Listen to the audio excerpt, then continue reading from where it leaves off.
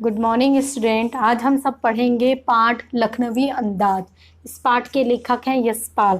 तो पाठ को पढ़ने से पहले हम यशपाल जी के बारे में कुछ बातें जानते हैं। यशपाल का जन्म सन 1903 में पंजाब के फिरोजपुर छावनी में हुआ। प्रारंभिक शिक्षा कांगड़ा में ग्रहण करने के बाद लाहौर के नेशनल कॉलेज से उन्होंने बीए किया।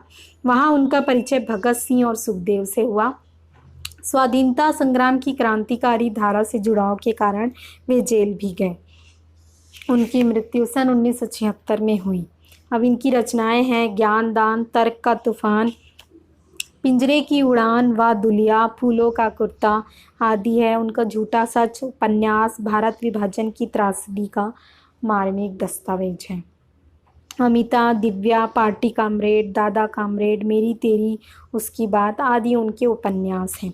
और उनकी भाषा की स्वाभाविकता और सजीवता उनकी रचनागत विशेषता है, अर्थात उनकी भाषा में स्वाभाविकता और सजीवता हमेशा निपुण होती है। अब लास्ट में आती विचारधारा। तो लखनवी अंदाज में यशपाल जी ने बनावटी जीवन शैली की ओर संकेत किया है कि किस प्रकार लोग बनावटी जीवन शैली में जीवन जीते हैं। तो चलिए हम पाठ को प्रारंभ करते हैं। मुफस्सिल की पैसेंजर ट्रेन चल पड़ने की उतावली में पुकार रही थी। आराम से सेकंड क्लास में जाने के लिए दाम अधिक लगते हैं। दूर तो जाना नहीं था। भीड़ से बचकर एकांत में नई कहानी के संबंध में सोच सकने और खिड़की से प्राकृतिक दृश्य देख सकने के लिए टिकट सेकंड क्लास का ही ले लिया। अब लेखक बता रहे हैं कि यहाँ पे उन्होंने सेकंड क्लास का टिकट लिया और वे मतलब कुछ कहानी के बारे में, नई कहानी के बारे में सोच रहे थे ताकि कुछ समय मिल जाए, इसलिए उन्होंने सेकंड क्लास का टिकट ले लिया। गाड़ी छूट रही थी। सेकंड क्लास के एक छोटे डिब्बे को खाली समझकर जरा दौड़कर उसमें चढ़ गए। अनुमान के प्रतिकूल डिब्बा निर्जन नहीं था। एक बर्थ पर लखनऊ की नवाबी नस्ल का एक सफ़ेद पोश सज्जन बहुत सुविधा से पालती मारे बैठे थे। सामने दो ताजे चिकने खीरे तौलिए पर रखे थे। डिब्बे में हमारे सहसा कूद जाने से सज्जन की आंखों में एकांत चिंतन में विघ्न का असंतोष दिखाई दिया, अर्थात लेखक के अचानक से आ जाने से जो सज्जन बैठे थे उन्हें अच्छा नहीं लगा, उन्हें बाधा हुई, अर्थात वे उनके आने से खुश नहीं थे क्योंकि वह आराम से बैठे हुए थे। आगे हैं, सोचा हो सकता है यह भी कहानी के लिए सूझ की चिंता में हो या खीरे जैसी अपदार्थ वस्तु का शौक करते देख जाने के संकोच में, अर्थात लेखक सोच रहे हैं कि हो सकता है उन्हें मतलब ट्रेन में के डिब्बे में अचानक से आगे इसका असंतोष हो, या फिर हो सकता है उनके खीरे के प्रति कोई भावना हो, यह भी हो सकता है। नवाब साहब ने संगति के लिए उत्साह नहीं दिखाया, अर्थात नवाब साहब ने संगति के लिए उत्साह नहीं दिखाया यशपाल जी ने। हमने भी उनके सामने की बर्थ पर बैठकर आत्मसम्मान में आंखें चुरा ली, अर्थात जो व्यक्ति था वह भी उनसे बात नहीं करना चाहता था, तो लेखक भी बात नहीं करना चाहते थे। खाली बैठे कल्पना करते रहने की पुरानी आदत है। नवाब साहब की असुविधा और संकोच के कारण का अनुमान करने लगे। संभव है नवाब साहब ने बिल्कुल अकेले यात्रा कर सकने के अनुमान में किफ़ायत के विचार से सेकंड क्लास का टिकट खरीद लिया हो और अब गवारा ना हो कि शहर का कोई सफ़ेद पोश उन्हें मंझले दर्जे पर में सफ़र करता देखे, अर्थात लेखक बता रहे हैं, लेखक का कहना है कि वे अकेले यात्रा के कर सकने के अनुमान से उन्होंने सेकंड क्लास का टिकट ले लिया। ठीक है, अकेले सफ़र का वक्त काटने के लिए खीरे खरीदे होंगे। लेखक सोच रहे हैं कि वह अकेले सफ़र काटने के लिए खीरे खरीदे होंगे। अब किसी सफ़ेद पोश के सामने खीरा कैसे खाएं। अब हम कनखियों से नवाब साहब की ओर देख रहे थे, मतलब जो लेखक है वह उनकी ओर नवाब साहब की ओर देख रहे थे। नवाब साहब कुछ देर गाड़ी की खिड़की से बाहर देखकर स्थिति पर गौर करते रहे। ओह, नवाब साहब सहसा हमें संबोधन किया। आदाब अर्ज जनाब, खीरे का शौक फरमाएंगे। अब जो नवाब साहब हैं अर्थात लेखक के सामने जो बैठे हैं वे उनसे खुद ही से संबोधन करते हैं, आदाब अर्ज, क्या आप खीरे के शौकीन हैं। नवाब साहब का सहसा भाव परिवर्तन अच्छा नहीं लगा। अच्छा, लेखक को नवाब साहब का अचानक से परिवर्तन होना अच्छा नहीं लगा। भाप लिया, अब शराफत का गुमान बनाए रखने के लिए हमें भी मामूली लोगों की हरकत में लथेड़ लेना चाहते हैं। जवाब दिया, शुक्रिया कि भला शौक फरमाएं। अब यहाँ पे लेखक कह रहे हैं कि मतलब वो चुपचाप अचानक, मतलब लेखक इस बात को भाप लेते हैं कि किसी के आने से उन्हें पसंद नहीं था, मतलब अचानक लेखक उस बर्थ में आ जाते हैं तो उस नवाब साहब को अच्छा नहीं लगता, परंतु अचानक से भी उनसे बात करने लग जाते तो लेखक को यह बात कहीं ना कहीं खटकने लगती है। नवाब साहब ने फिर एक पल खिड़की से बाहर देखकर गौर किया और दृढ़ निश्चय से खीरों के नीचे रखा तौलिया झाड़ कर सामने बिछा लिया। सीट के नीचे से लोटा उठाकर दोनों खीरों को खिड़की से बाहर धोया और तौलिए से पोंछ लिया। अब वे खीरों को अच्छे से साफ कर रहे हैं। सीट के नीचे उसके बाद जेब से चाकू निकाला, दोनों खीरों के सिर काटे और उन्हें गोद कर झाग निकाला। अर्थात देखिएगा, खीरा जब भी काटते हैं हम तो कड़वा ना हो करके हम उसे 2 टुकड़ों में, मतलब साइड के कोनों को काट कर उसके ऊपर ऐसे से करते हैं, गोल घुमाते हैं ताकि जो भी कड़वापन है उन टुकड़ों में चला जाए और उससे जो झाग निकलता है। फिर खीरों को बहुत एहतियात से छीलकर फाकों को करीने से तौलिए पर सजाते रहे, अर्थात वे तौलिए पर ही उसे काट कर सजाने लगे। लखनऊ स्टेशन पर खीरा बेचने वाले खीरे के इस्तेमाल का तरीका जानते हैं। ग्राहक के लिए जीरा, मिला, नमक और पिसी हुई लाल मिर्च की पुड़िया भी हाजिर कर देते हैं। नवाब साहब ने बहुत करीने से खीरे की फाकों पर जीरा, मिला, नमक और लाल मिर्च की सुर्खी बुरक दी, अर्थात उन सारे मसालों को उन्होंने उस पर डाल दिया। उनकी प्रत्येक भाव भंगिमा और जबड़ों के स्फुरन से स्पष्ट था कि उस प्रक्रिया में उनका मुख खीरे के रसास्वादन की कल्पना से प्लावित हो रहा था।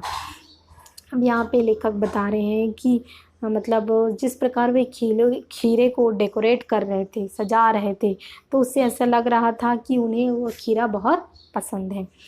हम कनखियों से देखकर सोच रहे थे मियाँ रईस बनते हैं, लेकिन लोगों की नज़रों से बच सकने के ख्याल में अपनी असलियत पर उतर आए हैं। अर्थात लेखक सोच रहे हैं कि मियाँ जो है रईस बन रहे हैं, लेकिन वे अपनी असलियत पर उतर आए हैं।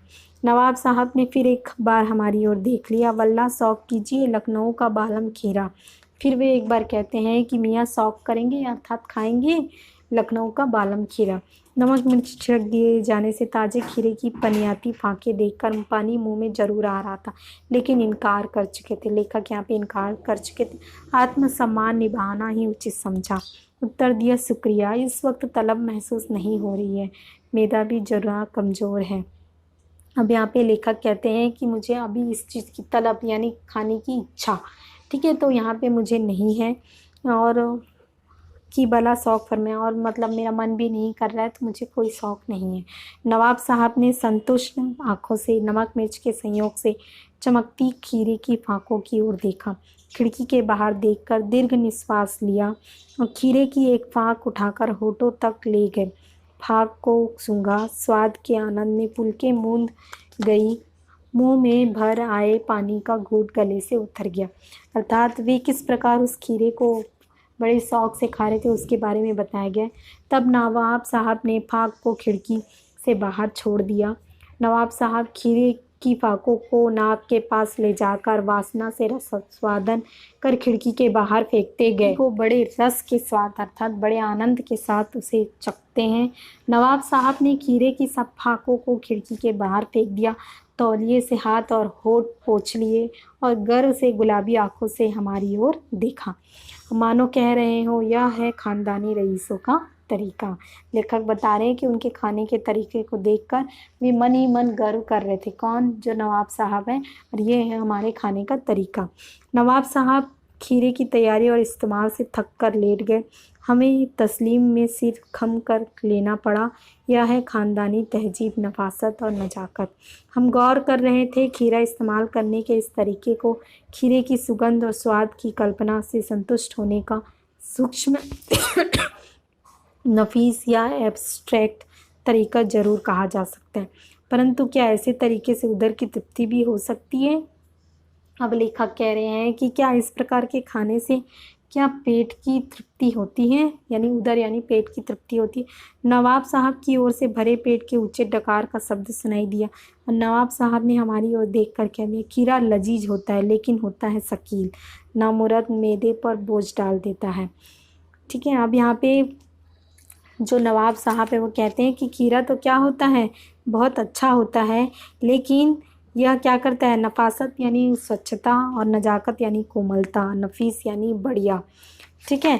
तो यहाँ पे ये जो लेखक कहना चाह रहे थे, नफीस, नफीस यानी यहाँ बढ़िया होता है, खीरा क्या होता है, बढ़िया होता है, लेकिन नामुराद यानी कि वह ना चाहते हुए भी क्या करता है, पेट में बोझ डाल देता है, यानी कि इनडाइजेशन जैसी परिस्थिति आ जाती है।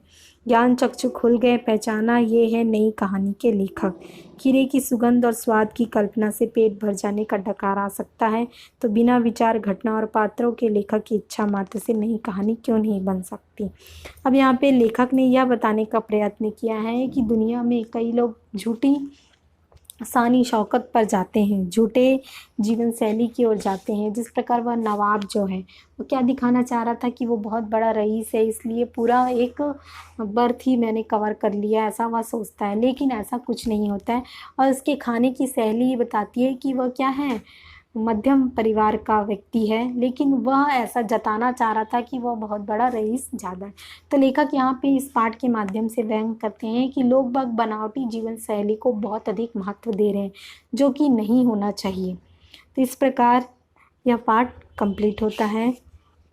अब प्रश्न अभ्यास में आते हैं। लेखक को नवाब साहब के किन हाव भावों से महसूस हुआ कि वे उनसे बातचीत करने के लिए तनिक भी उत्सुक नहीं है।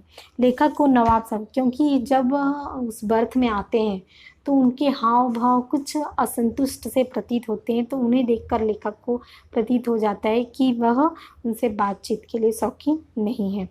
नवाब साहब ने बहुत ही यत्न से खीरा काटा, नमक मिर्च बुरका, अंततः सूंघ कर ही खिड़की से बाहर फेंक दिया। उन्होंने ऐसा क्यों किया होगा, उनका ऐसा करना उनके कैसे स्वभाव को इंगित किए। अर्थात यहाँ पे एक तरह से ये भी कहा जा सकता है कि वैसा करने से कड़वेपन को दूर किया जाता है, लेकिन यहाँ पे जो सूंघना है, सूंघ कर ही खिड़की से फेंका, यहाँ पे एक असंतुष्ट की भावना उत्पन्न होती है।